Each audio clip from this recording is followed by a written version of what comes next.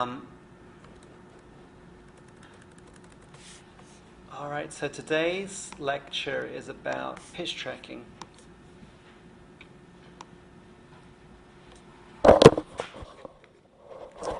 So,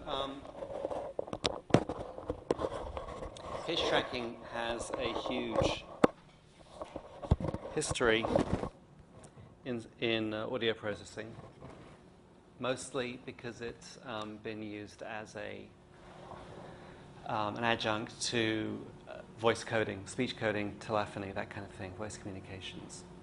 We saw how we could use LPC to encode the resonance parts, the sort of these moving formants in the voice. But if you want to have a low bandwidth, low bit rate communications channel for the whole voice, you need the formants and the excitation. And if you can encode the excitation as a pitch track, then that's a very efficient and low bit rate way of doing it. So that's why it's received a lot of attention over 50 years or so. So this is the spectrogram here, and this is like me varying my pitch, so you see the harmonic stretching out, versus me keeping the pitch steady and moving the formants around. And it really, that's very much I can easily control those two things separately, right? I can control the pitch of my voice separately from what I do with my vocal tract. And also, it's quite easy to hear that once you sort of understand that there are these two aspects, then we're easily able to figure out the pitch of a sound regardless of what its spectral structure, what its timbre is, and to some extent match the timbre of sounds even with different pitches. Maybe that's a little harder. So we can say that the pitch is orthogonal to the other aspects of the signal, which means it's like the separate property which gets pulled out and perceived.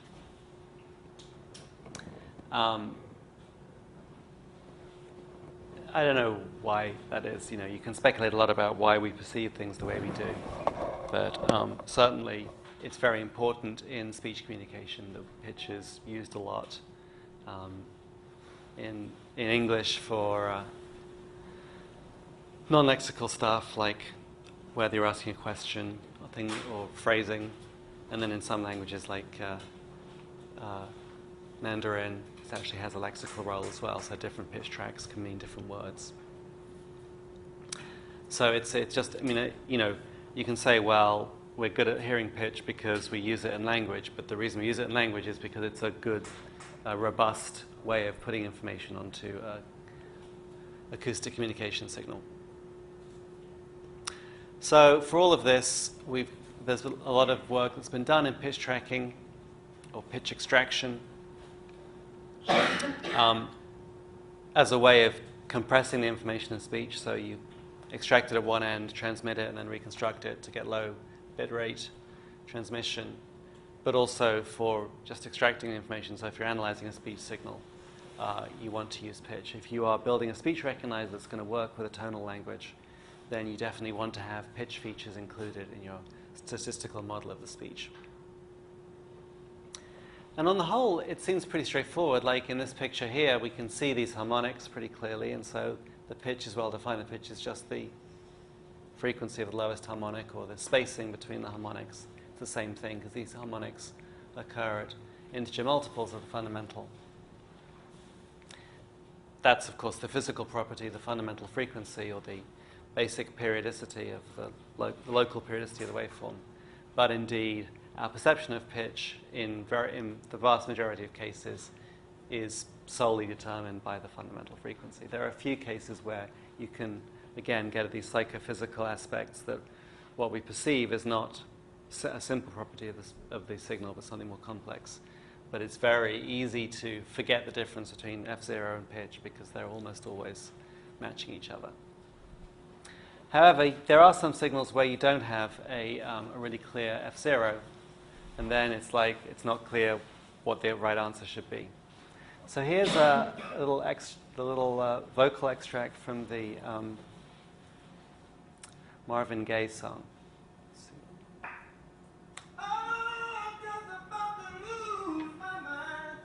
It's really, I love that because, you know, when you hear it without the backing without backing accompanying music, you know, there's a lot of detail and grit in his voice.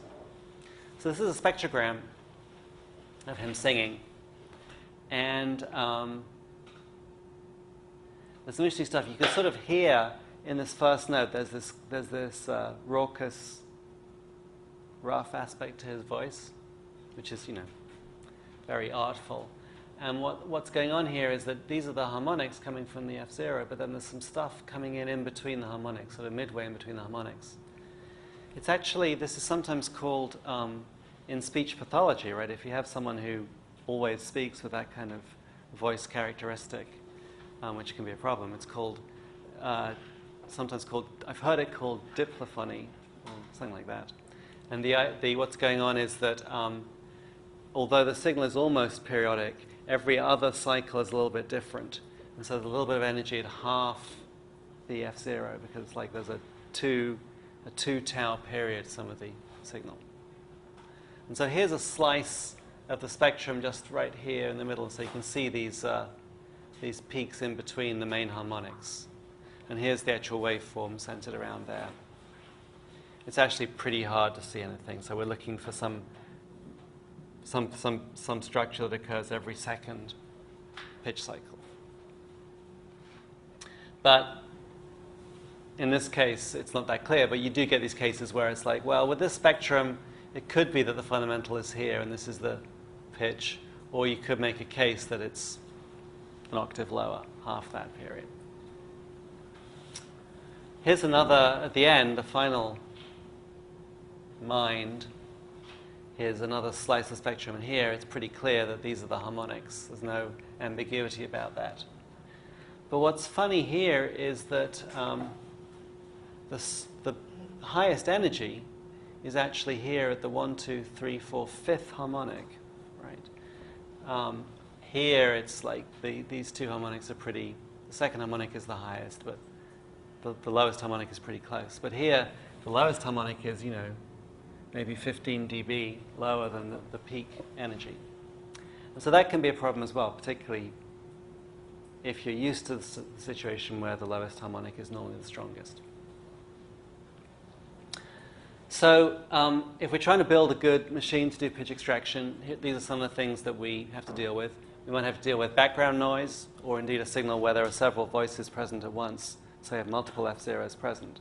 That also is going to be a problem. Like if we just have two people speaking or singing at the same time, and we're trying to pick out a single pitch, well, what will our algorithm do? How are we going to handle that? And of course, that's not that rare. There's the problem of deciding when a voice is present at all, right? So here, there are these gaps between the sung syllables, and you have to decide what you're going to do in those cases. I mean, you can just say, well, there's zero pitch, but then this problem of deciding whether the pitch is present or absent becomes another big challenge. And then these cases where the actual spectral structure is not quite what you would hope for, so you can get ambiguity there. In terms of music pitch tracking, there's this sort of problem of like, even if you can get even if you could get out like, you know, this track here, how do you segment that into notes? And that's for singing, that's pretty hard for singing and humming, because, you know, somebody did this, someone, not me, made an actual transcription of the notes he's singing, which is all very clean and distinct. But what he's really singing, you know, the actual pitch is just this smooth contour. And so the trick is to have some way of deciding whether what the hard quantized note sequence he's going for really is. Of course, the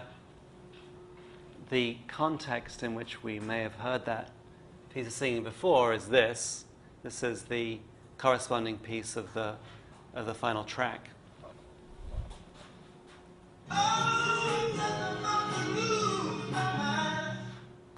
So it's, you know, we have no trouble hearing his voice in there, but there is some, you know, there's drums and violins and other stuff, I guess bass, going on there. And so what we really have is a situation like this with a bunch of clutter or distraction that we'd like to pick out. This. In particular, it's interesting that the fundamental here, which was pretty clear, even if it wasn't the strongest, it's still mostly pretty clear, that's got a lot of interference from the background in the spectrogram, whereas the higher harmonics are actually somewhat easier to pick out. In many cases, when we try and do things like taking autocorrelations to find the common periodicity, when you have mixtures of signals present, you get all these cross terms that you'll get, the autocorrelation from the period you want and maybe from the periods you don't want. Then you also get these interference between these two different signals. So it gets the presence of added signals is, these pitch representations are not linear, and so it really messes things up. One approach to this is to sort of have, if you've got multiple F0s present, you can try and find the strongest F0, and then maybe you can try and remove it by, maybe in the spectrogram just zeroing out all the harmonics of the F0 that you found, and then you can try and repeatedly re-estimate the pitch from the residual, which can work okay, but it's typically not simple. Okay, so let's talk about a bunch of different algorithms we could apply to try and sort this out. Now, the simplest thing is simply to take the spectrum and just say, well, I've got a bunch of frequencies present in the spectrum. I'm just going to find the most intense frequency, the frequency with the greatest energy, and track that. And there are a lot of cases where this actually works pretty well. A lot of musical instruments, if they're recorded properly, will have strongest energy at the fundamental, like particularly a wind instrument or something like that. It emits a lot of energy at the fundamental. It emits some energy at higher harmonics, but typically the fundamental is strongest. And so just looking at the highest energy would give you typically the right harmonic.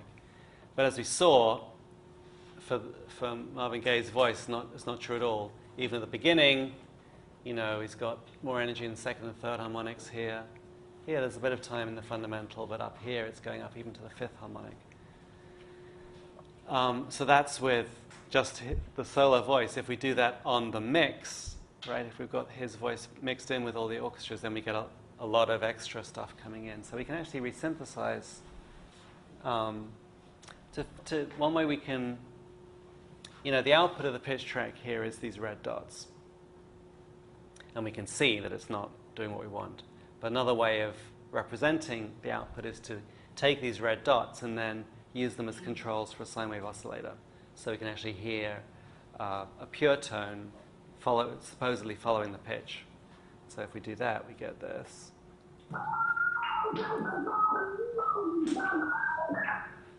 So that's not very recognizable because it's got all these jumps jumping around. I mean, these are big jumps, right? This is going from F0 to 3F0, and so it doesn't sound like the original very much. So the red dot is always the most intense. Right. So all I've done here is I've just taken the spectrogram in MATLAB, and then for every column I've just found the max value in its index.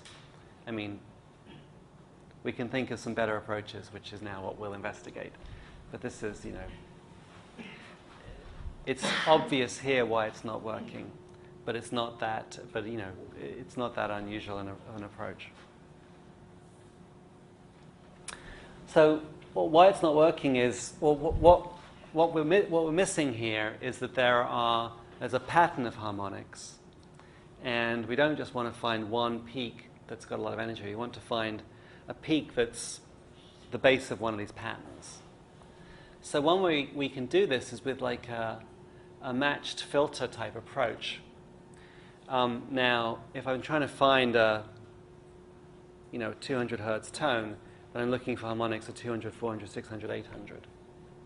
But if I plot that spectrum on a log frequency scale, then I'm looking for harmonics at log of 220, and then log of 2 times 220, log of 4 times 2, 3 times 220, etc., which is log of 220 and log of 220 plus log 2, log of 220 plus log 3, etc. And so if you plot the spectrum on a log frequency axis like this, you get this pattern of harmonics which are getting closer together as they go up.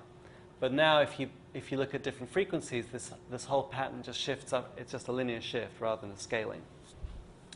So then you can take a template like this, which is the same spacing, log spacing, and maybe with some kind of, your expectation of what the relative energy of those harmonics are going to be.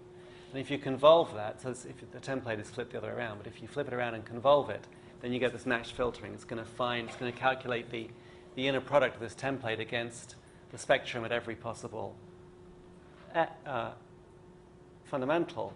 Then you get a new spectrum, which is it's still got peaks in the same places, but now the peak here is, this times this plus this times this plus this times this. And so now, even though the strongest peak is up here at 80, this is now the largest peak. The strongest peak in the spectrum is at 80. The largest peak here is now this, because it can incorporate all the energy from all these peaks, those in different parts of the template. Yeah? So do you use a different template for different instruments you're trying to... Right.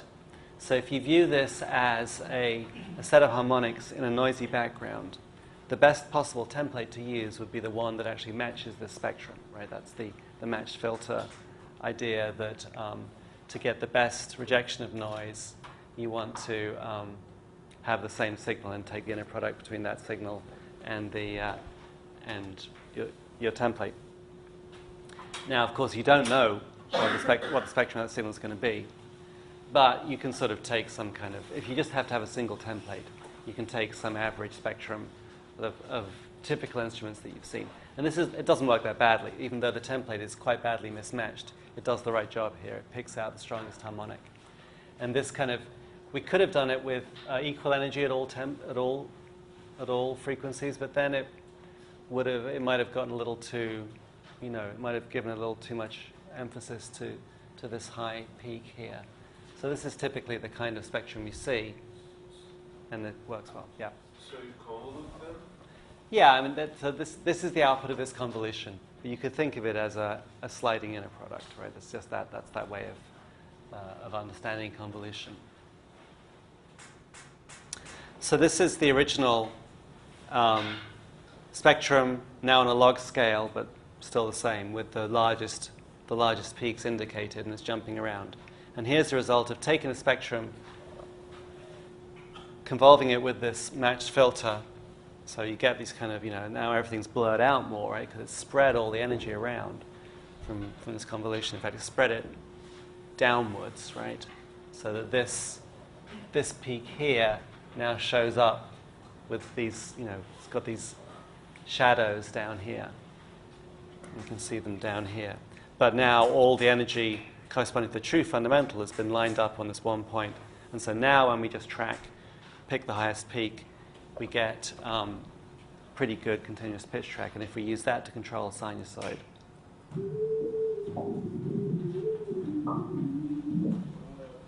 So there are a couple of little spots here.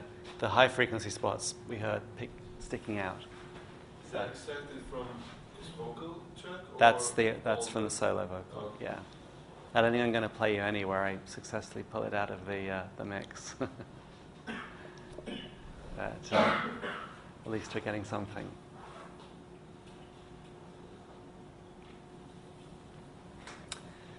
So we've spoken briefly about the Kapstrom before. The Kapstrom is this funny idea of taking the inverse Fourier transform of the log magnitude spectrum. But you can think, because the inverse Fourier transform is pretty much just the Fourier transform, if this is the log magnitude spectrum, and we see that we have these peaks here, which correspond to the fundamental, the harmonics of the fundamental. These are regularly spaced, and so now if you think of this, if this was a time domain signal, then we'd say, well, the signal's sort of approximately periodic. It's got these spikes, these peaks that stick up once every this amount of time. And so we could reveal that by taking the Fourier transform, and we'd see some peaks here corresponding to this period as the fundamental, and then some harmonics of that. And that's what the Kapstrom does. the Kepstrom is this. It's just the Fourier transform of this log magnitude signal. So if it were just the Fourier transform of the spectrum, it would get you back to the time domain. But it's the spectrum, the magnitude of the spectrum, and the log magnitude of the spectrum. So you get something different out here. But you get this peak that corresponds to the period. And so that's for this one, and then here's the second segment at the end, which, with a very strong fifth harmonic. But again, all we get is a very strong peak in the Kepstrom at the fundamental, and then some harmonics up here. So here's the whole solo track, and then here's the Kepstrom. And you see when the pitch goes down here, the Kepstrom goes up, because the units of the Kepstrom are now time. It's the Fourier transform and the Fourier transform, so we've gone back from the frequency domain to the time domain. And it's basically the period here. And you can see if you just take the longest, the highest peak in the Kepstrom, we're still getting some ambiguity between the true period and then the double the period, or an octave lower. But it's not nearly so ambiguous. It's just between those two, and probably with some scaling we could penalize the one an octave higher to fix it. I think we have a synthesis of this as well.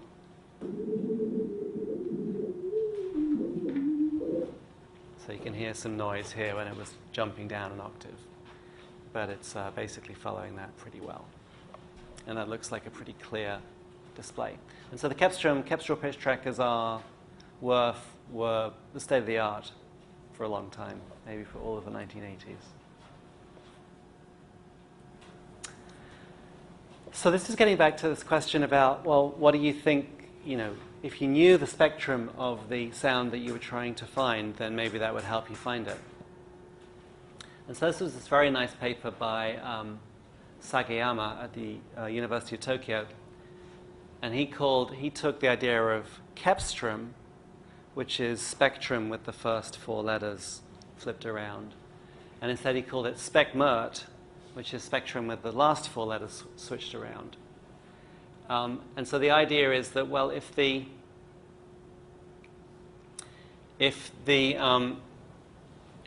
observed spectrum is somehow the harmonic pattern of a single note convolved with a set of fundamental frequencies, which are the sort of, the excitations that are convolving this, then we can actually try and estimate this in such a way that it does the best job of matching our observed spectrum. And so he had a sort of deconvolution approach, which is if you think a signal is the convolution of two things, then you can try and deconvolve them by going into a domain where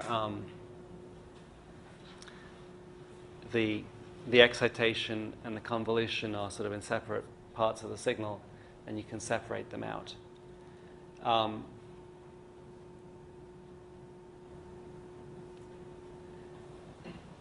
The convolution part only holds if you're in a log spectrum domain, right? So whereas in the regular Kepstrom, you take the magnitudes and you make it log, but you keep the spectrum the same, at least for a linear frequency spectrum. Here, he's keeping the magnitudes the same because he wants the convolution to work, but he's making the frequency axis be log, so that it does really, it's just a harmonic template that gets laid down. And then in that domain, if you take the Fourier transform of this, you can sort of say, well, the smooth part, well, there's a fixed part, which is the spectrum, and there's a variable part, which is the excitation. It's a neat thing. And so this whole loop tries to estimate these individual harmonic templates.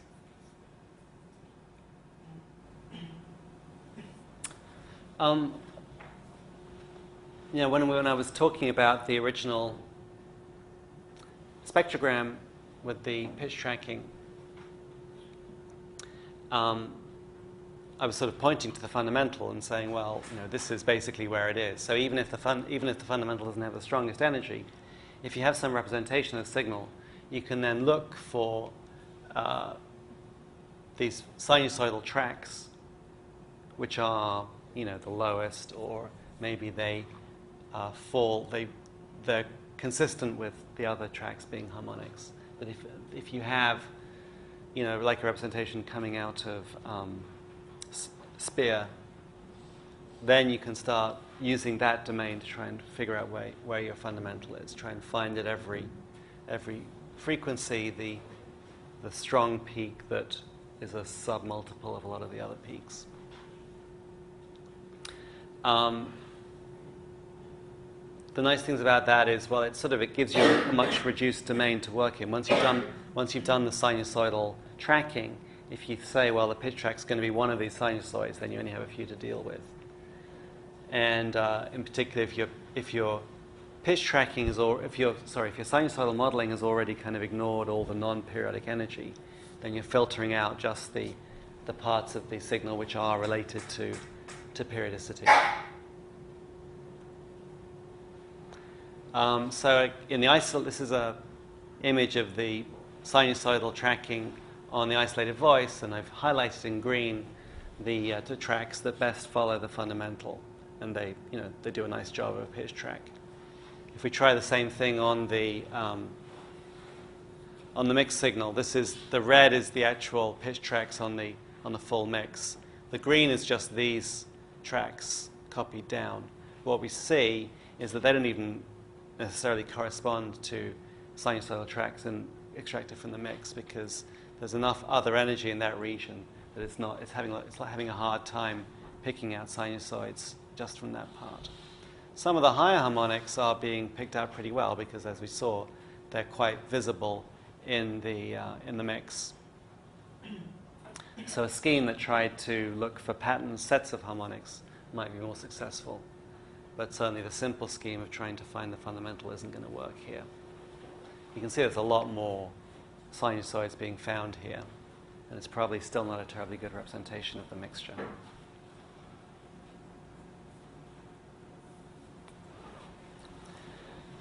So although the signal structure that corresponds to pitch is very visible to us in the spectrogram, in the frequency domain, as these separate harmonics, the narrowband spectrogram, I guess. Maybe it's not the right place to try and build these pitch trackers, because what's really causing pitch is not this set of harmonics that magically happen to be multiples of each other. It's the structure in the time domain where we have a piece of waveform which is repeating at a fixed period, or approximately repeating at an approximately fixed period, right? So here we can see that the waveform is clearly moving around a fair bit over this time, but at the same time it's got this nice large excursion once a cycle, so we can easily see, just by looking at it visually, that there's periodicity there. And it's even clearer, this final note, this could even be a purely periodic signal. It looks like it's pretty stable there. And of course, the nice thing about working in a time domain is that you don't even have to calculate calculate a Fourier transform. So typically, if you could figure out a way of doing this directly operating on a time domain, you could avoid some of the computational expense of working in a spectral domain. So one of the earliest robust pitch trackers is this thing called the Gold Rabina pitch tracker, which came out in the 60s. And it was kind of this funny sort of one-off algorithm that they said, well, here's a typical piece of waveform, and then there are a bunch of different moments, sort of features we could illustrate in this waveform. So maybe there'll be a local maxima, and we can say we can look for this large peak around zero. Or maybe there's a signal that's got some maximum relative to the most recent negative minimum, which can be an important thing as well. And then, or maybe there's a maximum which is larger than the preceding maximum, so that's a different kind of event. That'll happen less often. And then we can do the same kinds of things for minima as well, negative going extrema. And so what they do then is they have detectors that'll pick up the time that you get any one of these particular kinds of events happening. And then you have these 6 different event detectors. So you feed in the waveform, and then whenever the event detector sees one of these events, it outputs a little spike, a little impulse. It just says, yes, that happened. We saw a peak that was larger than the preceding peak, or something like this. And then you have kind of a voting scheme where you sum up how many of these different feature detectors happened at any moment in time. And then you look for look for periodicity in the sum of those votes, or some kind of threshold on the sum of those votes. And so you don't know exactly what shape the waveform is going to be, and it might even be a waveform that doesn't have any energy at the fundamental. But if it's got a particular periodicity, then you expect the spacing between these different features to maybe be once a period, or the combination of spacings between those will only happen once a period. And so this approach was very successful. It's relatively simple. It's just working in a time domain. But it's also doing this subtle thing of not assuming it knows exactly what the structure of the waveform is going to be, but having this voting scheme so that if there's any kind of repetition of some higher order structure, it'll be picked up. And again, this was because they were looking for a scheme that they could do it with very few actual calculations. They didn't want to have to do a lot of multiplies per step. But as computers got faster, it became more conceivable to try and do these approaches that did require a lot of multiplies per step. So now if you have a waveform like this, if you see periodicity in a waveform, the easy way to pick that out is with autocorrelation, which is basically calculating the inner product between the waveform and different time shifts of itself. And so here, when we have this waveform which seems to repeat pretty well over this period, we calculate the autocorrelation. This is here I'm just taking this, whatever it is, 40 milliseconds of window, and shifting against itself. So the more I shift it, the less overlap there is, so the amplitude dies away. That's the general trend. But here we see this big peak when the waveforms line up at one cycle of offset. And again, here we see, even though there's quite a strong, remember this was the segment at the end that had the very strong fifth harmonic. So there's a strong component in this autocorrelation corresponding to that fifth harmonic. This sinusoid at 1/5 a period, but it's still the largest autocorrelation peak corresponds to the whole period, because autocorrelation is looking for, even though there's some this degree of repetition at t on 5, the period of the fifth harmonic, it's only when we get to exactly t that all the different components line up and we get this big peak. Does it just shift it over like one sample to two samples until it gets until they add up to something? Yeah, exactly. So this is exactly what that is. So we shift it over by one sample, calculate the inner product. We get this negative number. This is like if you shift it over by a half of this 5F0 thing. So now the positive things are lining up with negative things. That's that. And it's not until we get to here that we're shifting it over one cycle and we get this large big. Sorry? So it still has to be done in Windows? Yes, because we're not going to get a single periodicity for the whole thing, right? The periodicity is only local. So we extract 40 milliseconds, calculate autocorrelation, and then this is each of these autocorrelations plotted as the vertical line, right? Here's the lag axis, and then doing it for successive short windows, so you can see the variation in time. Yeah? I don't actually understand what you mean by shifting. So autocorrelation, it's literally that. So I have this signal here, so I make a second copy of it, and then I just do a pointwise multiplication of every value, get a nice large value. Then I shift it a little bit, do the same thing again, shift it like this. Now these signals are not large at the same time, so now I get a low value. But when I do it like this, then suddenly I get a lot of values where they are both large. And so that's giving me these minima and then these maxima in this autocorrelation. But as they shift more off, then if I assume these parts are 0, then there's little overlap, so we get this decay away for large shifts. So this axis, which is the lag axis in correlation, is the amount of displacement between the two signals. but there's a sum over the entire signal length to calculate each of those points. And what's the vertical axis? Vertical axis is just, it's something like energy. It's the sum of sorry, I didn't write this down. But this is just the sum of sum over n of x of n times x of n minus t, right? So it's something like x squared. So here's the autocorrelation as a the short time autocorrelation, taking 40 millisecond windows from different parts of the signal, calculating their autocorrelation, and plotting that as a function of time. And so, this is a frequency axis, and this is now a lag axis, which is basically the period. And we see there are a couple of things. So obviously, if you match at lag tau, you're also going to get a pretty good alignment at lag 2 tau. So we see these and 3 tau. We see these higher order aliases, which actually correspond to estimating the period to be some multiple of the true period. So this would be getting the actual F0 to be half of what it should be, an octave too low. This is an octave and a fifth too low. We also see these shorter ridges here, which correspond to picking up the autocorrelation of these higher harmonics, that there's a set of harmonics here which correspond to a signal with a period of 2F0, or a half of the period here. It seems to be now, in this case, it's being dominated by the one with 3F0, that now once it has a strong peak at a third of the true fundamental period out here. However, here I've just done the same thing of just finding the highest energy in every column.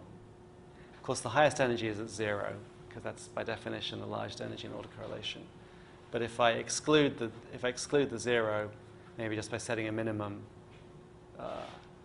period, so a maximum frequency for the pitch, then I get this nice pitch track here, which follows his voice very smoothly.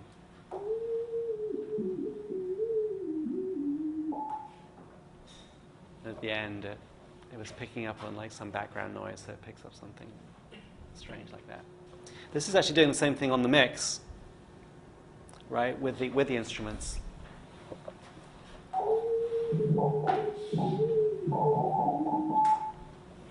So, when the voice gets weaker here, there's no effort to decide that there's no voice present. So when the voice energy gets weaker, it picks up on something from the instrumentation.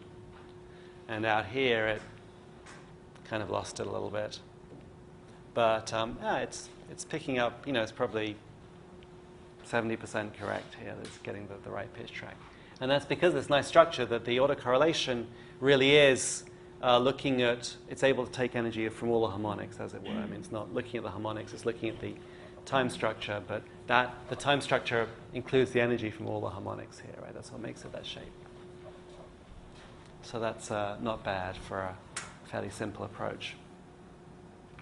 But the only problem is we don't have to calculate a Fourier transform, but we do have to calculate an autocorrelation, and this is, something like n squared points for every frame.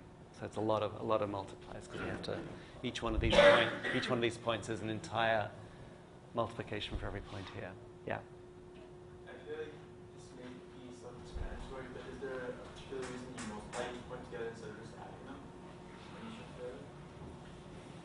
Well, adding them wouldn't do us that much good, because, we could just try and look for a peak in here, right? We could look for adjacent peaks in here and then take the difference between them.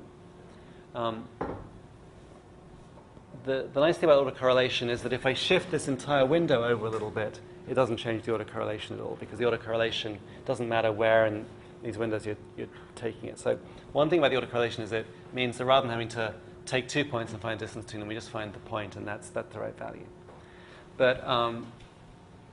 But multiplying them, it's this idea that we're trying to find. It's this idea of the inner product, which is that in high dimensions, this is the way I think about it, that it's literally trying to find vectors that are pointing in the same direction in high dimensions, which is what the inner product measures, right? It's the cosine of the angle in between them, scaled by the magnitudes.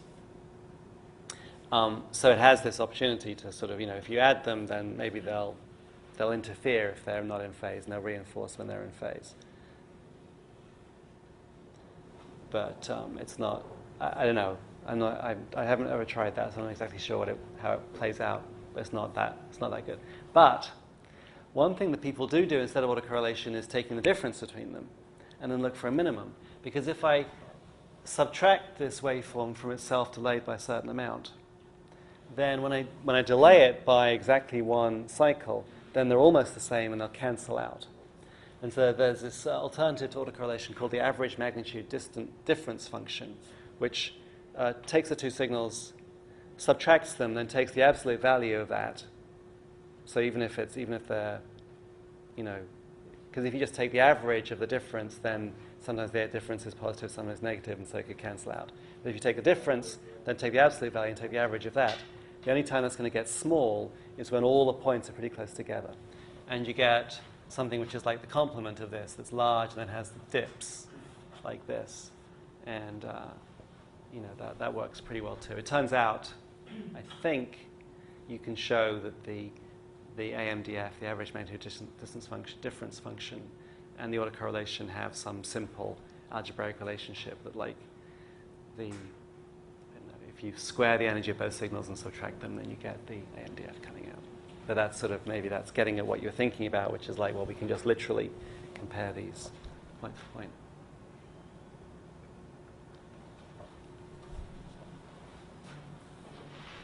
Oh, yeah. Okay.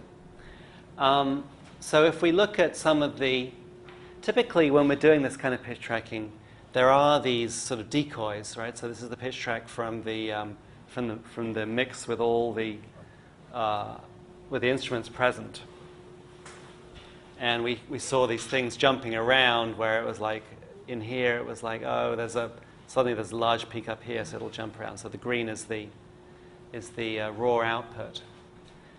There are a bunch of techniques, well-known techniques, for trying to take a time sequence like this and smooth it.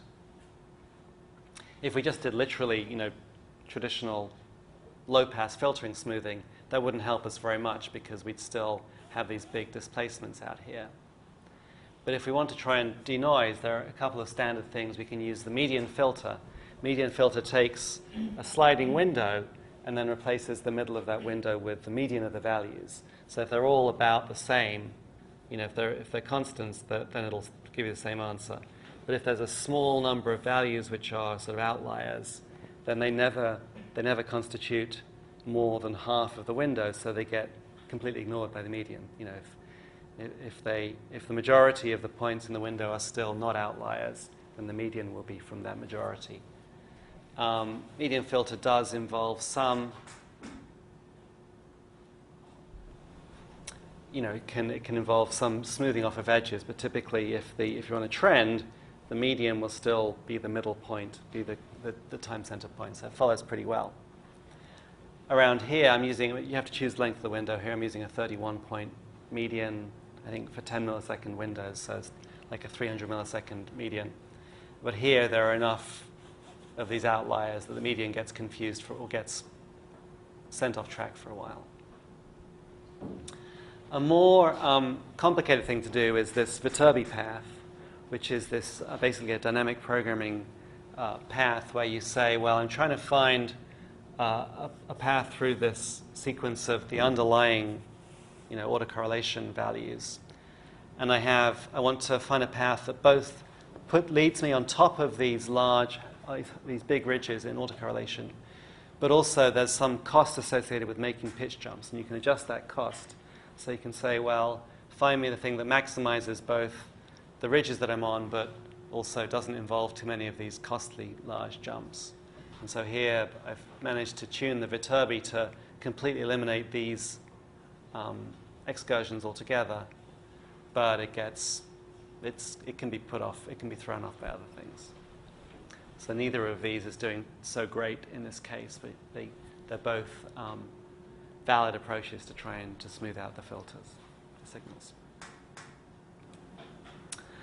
Okay, so finally I just wanted to show you a few examples of existing pitch tracking algorithms. Like I say, this problem is, even though people have been doing it for decades, there's still things that the existing algorithms don't do as well as people would wish.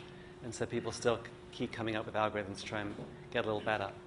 This one, called Yin, was developed by Alain de Chevigné and Hideki Kawahara in the end of the 90s. And it actually uses this difference function that I mentioned. It uses the magnitude, I think it's like a squared difference function, so it's a squared difference. And the reason they did that was because one of the problems with autocorrelation is you get these peaks coming in the autocorrelation, and you're looking for a large peak at a low index. But sometimes there are multiple peaks, and it's hard to choose the right one. They found that by working in the difference domain, where you're looking for a minimum in the difference, it was much easier to choose the level, the threshold at which you want to choose it. And so this is it's a very simple, it's a simple principle, but it works pretty well in a lot of cases, that often with no post-processing it gives you good results. And part of it is this trick where they have this way of normalizing the difference function so that it's normalized on a sort of values to date. They normalize by all the values up to this period, and that sort of nicely works out. And there's some details to it, but we use it quite a lot. It's a good algorithm. There is a pitch tracker built into PD, and this is a pretty remarkable thing. I didn't know about this work until I was working on this class. In fact, it even took me quite a long time after working with PD before I came across this. But this is a thing called Sigmund, and we'll be playing with it on Wednesday. It's basically it's a sinusoidal modeling system. It takes the spectrum and it fits sinusoids, and then it has a sieve, a way of testing every frequency to see how likely it is to be a pitch. So it evaluates this function L of f, where it sums over all possible harmonics. It sums up the energy in the spectrum, or something like that, the energy of the STFT at k times f, so it's the kth harmonic of f. So this is, if we know what f is, we work this out. And then it weights them by something that's sort of like 1 over k, but is a little less than 1 over k. And so basically it's just summing up the energy at the harmonics of this fundamental, and then chooses the largest value of the frequency of the largest value. Sigmund does a bunch of other things as well. It'll actually try and then take a pitch track and figure out where there's enough of a change in the pitch that it should be considered a new note. So it does note segmentation. And then you can also use it as just a sinusoid tracker. So that's what we're going to be doing on Wednesday. We'll play with that. It's pretty cool. Anssi Clappery is a researcher who was at Queen Mary, and now I think he's back in Finland. But he's done a lot of different pitch extraction systems, and he's got a very, very nice and effective approach to just really figuring out exactly where these harmonics are. He did a system in 2006 where he tried to find this, say, okay, well, if we've got a signal with multiple pitches present, then what I'm looking for is kind of like an optimal solution to choosing the pitches, a set of pitches that will explain all these harmonics. And so he spent a while empirically optimizing some parameters to sort of figure out exactly what you expect the spectrum to be in those cases, and then looked at this sort of joint optimization where you try to find the set of pitches that do the best explanation of your whole signal. This is computationally very expensive because basically you're searching over an exponential space of combinations of pitches. But it's a very clean approach, and it works very well for music, if not that fast. And then last year we actually published a system, our own pitch tracking system, which is something of a crazy thing to do because there's been so many papers published. But our approach was to have a classifier. Everyone sort of says, well, we know what pitch is going to look like. It looks like this periodicity in the autocorrelation, or these ridges in the spectrum. But we said, well, what if you didn't know what that was going to happen? You didn't have any preconceptions about what a pitch track looks like, but you just have some labeled data. You could then train a classifier saying, well, this feature vector is, I know from my annotation that it's this pitch. And so we had a system like that where we took autocorrelations in different frequency bands and did some principal component analysis to bring them down to a sensible feature size, but then just trained a classifier, a neural net classifier, and then did some pitch tracking of that. And I guess I have the output of that. That also makes decisions about where the voicing occurs based, again, on these trained data. The weird thing about that is, I don't know if you noticed, but it sounds kind of out of tune compared to the original. That's because the neural net doesn't have any kind of constraint that, well, the period has to actually correspond to the period. For whatever reason, the training data in those pitch ranges was a little bit underestimated, and so it was, or overestimated, so it was under-reading the pitch. But that's, emphasizes the fact that it has a separation between the features and the output. The nice thing about this is if you know that you're going to get data in some particular style with background noise, you can train it in the same kind of conditions, and it'll learn to ignore the things that are irrelevant, different conditions. Okay, so that's it. Pitch is an perceptually important feature, and then we can try and figure it out either by looking at the spectrum, by looking at multiple harmonics. Single F0 is not going to be enough of ways to combine the harmonics, or we can look in the time domain to try and find this periodicity. And on Wednesday, we'll have some fun with this real-time pitch tracker in PD. Any questions?